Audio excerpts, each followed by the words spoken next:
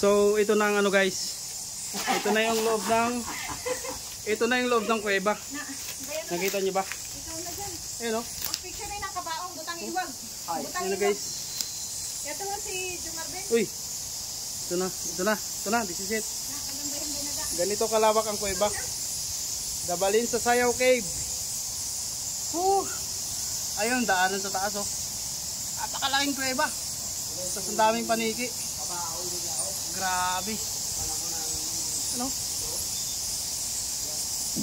Extreme ba hanap mo? Dito na tayo. Diba? Oh. Meron pa yung pababa eh. Dati, may daanan dito. Dati yun. Dito ta.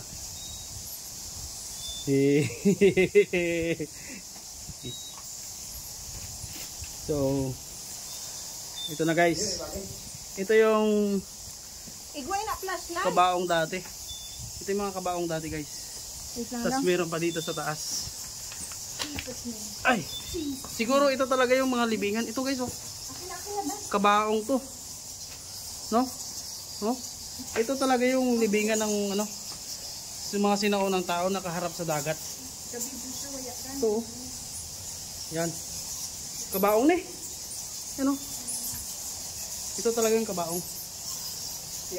Ayan guys, sa loob na yung kuweba. Nakikita nyo ba yung mga lumilipad na yan? Paniki yan. Yan o. Grabe. Yan o. Halos lahat nakadikit sa kisumi lahat. Paniki yan lahat. Yan o. Kahit wala libo na yan. Subukan natin buklatin. Ay, Wala laman. wala nang laman. Pero kabaong kita rin ho. Mukha ba? Talaga yan. Ta.